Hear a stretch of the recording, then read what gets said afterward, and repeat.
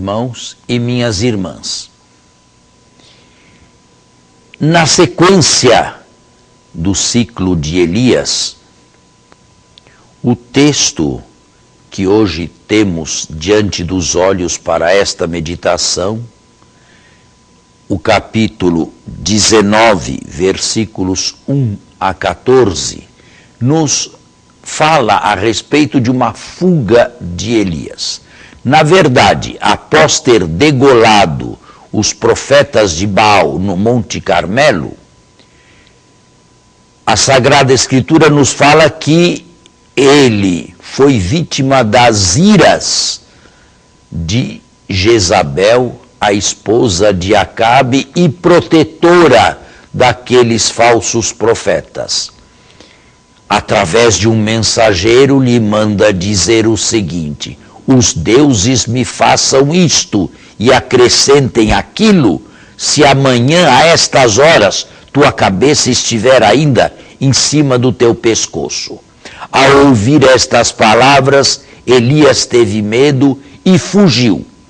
Mas não fugiu para qualquer lugar. Não fugiu simplesmente de Jezabel. Fugiu em direção a Horebe, isto é, em direção ao Sinai.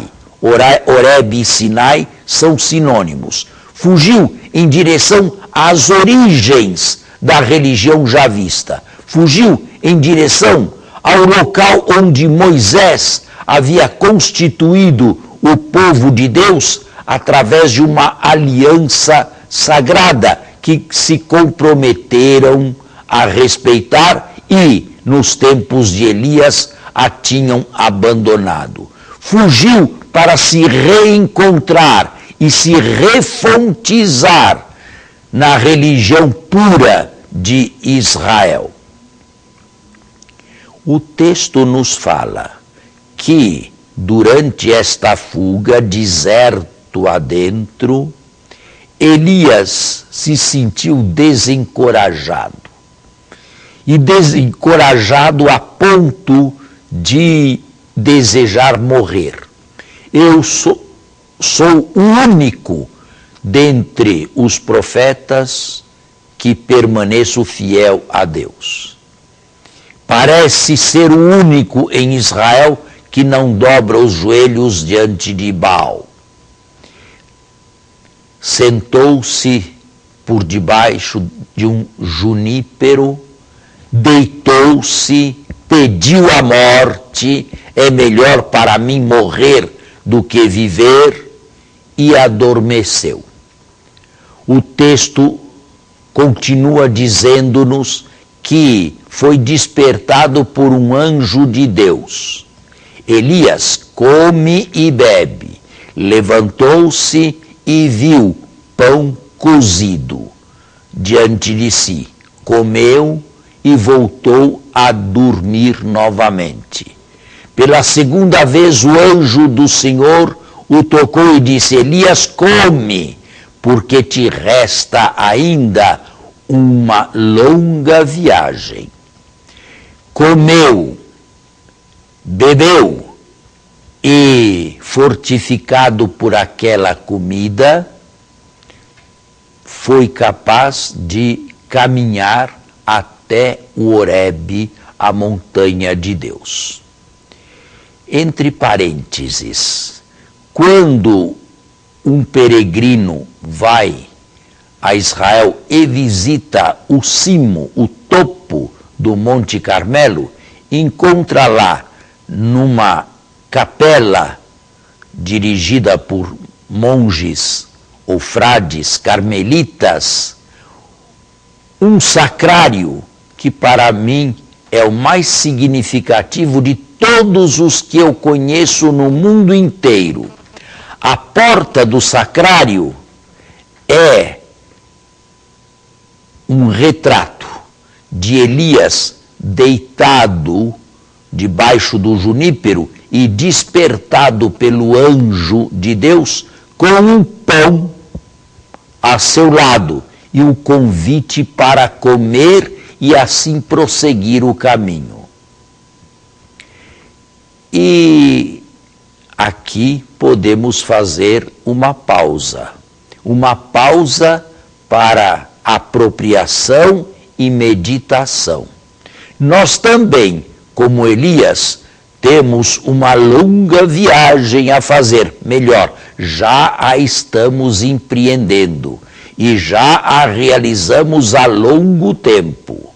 Esta viagem em direção a Deus não é uma viagem fácil, pois não é fácil viver, e mais difícil ainda viver bem, viver sem se arrepender de ações ou realidades feitas, viver de tal maneira que a construção que se faz seja uma construção sólida, viver sem se envergonhar do passado que realizou, viver sem viver vaziamente, sem viver sem nada, sem viver despreocupado e despreparado. Viver é uma arte difícil, talvez a mais difícil e desafiadora de todas as outras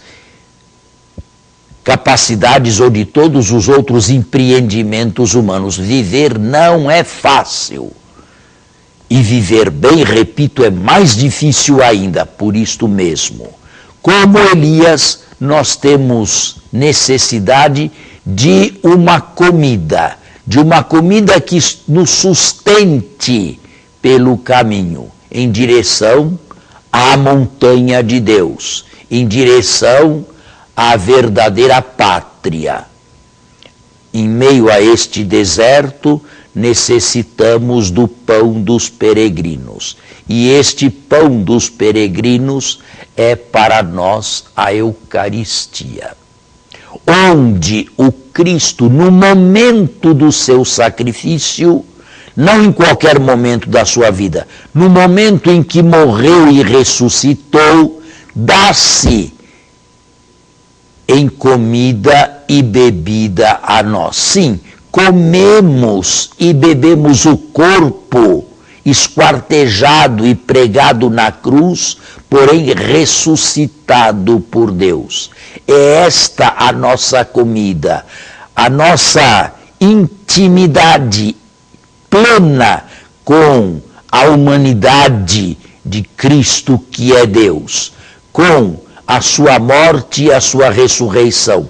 É este o pão que nos alimenta. É evidente, o símbolo é pequeno e humilde. Esta realidade, este corpo imolado, este corpo crucificado e ressuscitado, se dá a nós num pedacinho de pão, melhor, nas aparências de um pedacinho de pão que até o vento é capaz de levar das nossas mãos. O símbolo é pequeno, o símbolo é humilde, o símbolo é econômico. Não é necessário comer um pão inteiro para receber o corpo de Cristo, porque estamos numa outra ordem, na ordem do sobrenatural e não na ordem do natural. Não é um pão que sirva para alimentar a nossa vida material neste mundo. É um pão que serve para uma outra vida, que tem uma outra finalidade. Caríssimos irmãos e irmãs, eu celebro diariamente para o povo de Deus. E por vezes, vendo o grande número que se aproxima da comunhão, eu me pergunto, todos estes estão capacitados a comungar? Todos estes sabem realmente o que estão fazendo? Todos estes estão verdadeiramente preparados para receberem o corpo do Senhor? Quantas pessoas há que, depois de terem comungado inúmeras vezes na própria vida, não a modificaram? O metabolismo espiritual não se deu. Continuam as mesmas pessoas, com a mesma mediocridade, com os mesmos defeitos, com os mesmos pecados, mas afinal o que há? Falta de metabolismo espiritual. ele não se dá. Aquela comunhão não serviu para nada, ou serviu para muito pouco. Mas isto significa que ou não estavam preparados para comungar, ou não possuíam uma grande fé na Eucaristia, não sabiam o que estavam realmente fazendo, ou não permitiram que a presença do Salvador no ato da salvação, no seu mistério pascal, nos transformasse desde dentro a partir do Espírito Santo. Mas isto se nota muito nas nossas Eucaristias, quando logo após a comunhão somos despedidos da missa. 2 minutos depois de comungarem, estamos fora da igreja, nos divertindo, nos distraindo, falando de outros assuntos quaisquer, alguns até fumando um cigarro, mas que comunhão profunda pode ser esta? Eu não compreendo uma pessoa que acabe de comungar e 2 minutos depois esteja fora. E se é verdade que a missa termina 2 minutos depois, não deveria ser assim. Bento XVI insistiu em que houvesse um tempo determinado de silêncio após a comunhão, feito pelo sacerdote e pelos participantes, exatamente para se entrar e interiorizar a comunhão, o corpo de Cristo recebido, e entrar não só em contato, mas em intimidade com o Senhor. Este silêncio, algumas pessoas o fazem louvavelmente, pode ser ou deveria ser prolongado por uns 10 minutos ao menos após a missa. Eu estou mais do que convencido que se houvesse este cuidado, se houvesse um silêncio mais demorado, 10 minutos após a missa, em silêncio introspectivo, sem se distrair para a direita ou para a esquerda, as nossas comunhões seriam melhores. Nós sairíamos mais fortificados e mais conscientes do que realizamos. E assim permitiríamos ao Cristo comungado e a seu Espírito que nos transformassem pouco a pouco em sua própria pessoa, que nos transformassem ou transformassem o nosso coração no seu coração. A pergunta que não deixa de ser posta é esta: como comunga cada um? Como? Com que frequência? Com que profundidade? Com que consciência? Com que intensidade? Com que fervor? Eu acredito que para muitos seja a pequenez do símbolo, uma pequena hóstia apenas, que não leve a despertar grande interesse ou profundidade. Mas isto tudo é falta de catequese, é falta de orientação e, sobretudo, falta de fé e profundidade interior. Somos superficiais, comungamos superficialmente e a Eucaristia realizada ou recebida em superfície não atinge o nosso interior. Sim, tomemos uma decisão. Quem sabe a decisão principal deste retiro? Basta com estas comunhões infrutuosas. Basta com estas comunhões frequentes que não modificam em nada a minha existência. Doravante, tendo comungado, eu me postarei em silêncio, pelo menos 10 minutos, na presença do Cristo, apropriando-me da Eucaristia e deixando que ela realize em mim o seu efeito, deixando que o corpo imolado e o sangue derramado entrem, penetrem no meu ser, corra este sangue nas minhas veias e peça a Deus que o Espírito Santo lhe seja neste momento outorgado. O texto que estamos meditando se continua. Tendo chegado ao Monte Horebe, às fontes do javismo puro, Elias entra numa gruta. E então vem um furacão, mas Deus não estava no furacão. Depois do furacão, um vento impetuoso, mas Deus não estava no vento impetuoso. Depois do vento impetuoso, um fogo, mas Deus não estava no fogo. A seguir, uma brisa suave, e então Deus fala a Elias. O texto nos fala de sinais da presença de Deus, o fogo, o furacão,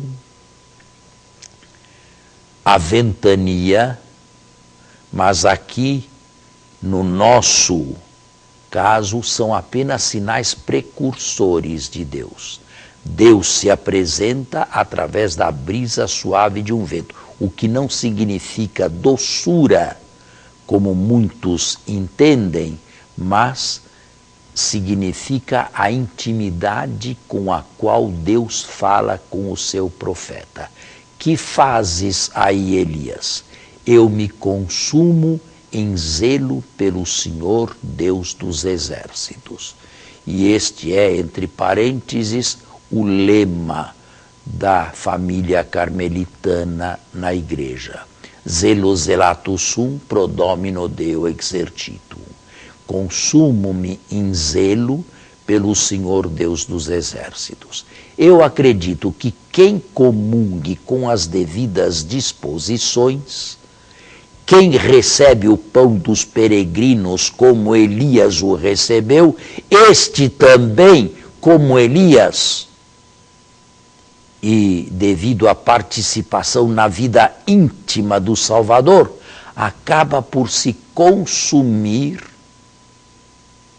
diante do Senhor Deus dos exércitos. Acaba por se consumir em favor da glória, da honra e do louvor do Deus dos exércitos.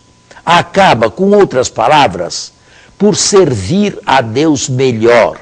Acaba por anunciá-lo com entusiasmo a outros irmãos. Acaba por manifestar a outros as experiências que vão tendo ou possuindo neste contato constante com o Deus vivo. E isto significa consumir-se pelo Senhor Deus dos exércitos. É neste momento necessário fazer uma confissão. São poucos os católicos que se consomem em zelo pelo Senhor Deus dos exércitos. São poucos os católicos fervorosos. Existem e são a nata e a alegria e a honra da nossa igreja, mas devemos dizer, não é a maioria. A maioria de nós católicos é uma maioria indolente, é uma maioria preguiçosa, é uma maioria que não participa, é uma maioria que realiza o mínimo, é uma maioria que não vai à missa, e não vai à missa por descaso, por preguiça, porque sempre arruma alguma desculpa para se afastar da prática prática, não leva Deus a sério numa palavra. Bem, esta meditação deveria servir profundamente à reflexão desta maioria. Mas, afinal de contas, como eu trato a minha fé? Como trato a fé recebida no batismo? Como realizo a minha peregrinação na vida em direção ao céu, em direção à eternidade? Totalmente dissipado, totalmente materializado, envolto em consumismo, preocupado apenas com o material ou com a vida material de cada dia e nenhum momento para Deus.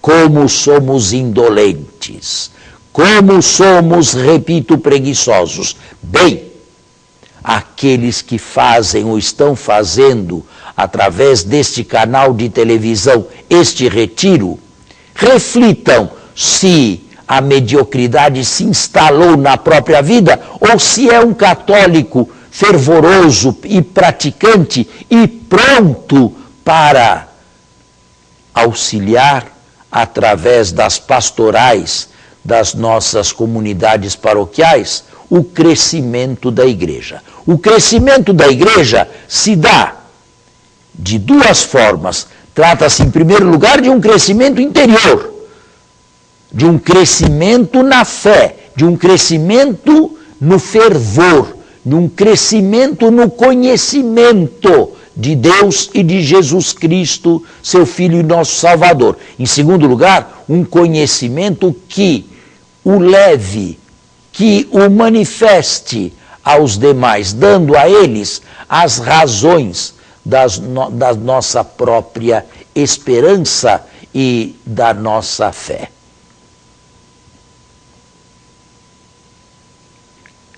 Estes católicos, assim designados, podem e devem modificar a existência. E o retiro espiritual é exatamente um momento de graça de Deus para que uma vida católica medíocre se transforme numa vida católica verdadeira, profunda, séria. Não se trata de se tornar um beato, um santarrão, não se trata de rezar 5.000 ave-marias por dia, isto não leva a nada, mas trata-se de levar Deus a sério. Trata-se de realizar ou reservar um tempo para Deus no próprio dia e não abandoná-lo.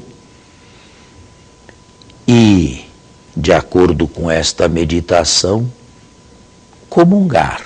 comungar preparadamente, comungar fazendo uma comunhão diversa daquelas passadas que fizemos até ontem.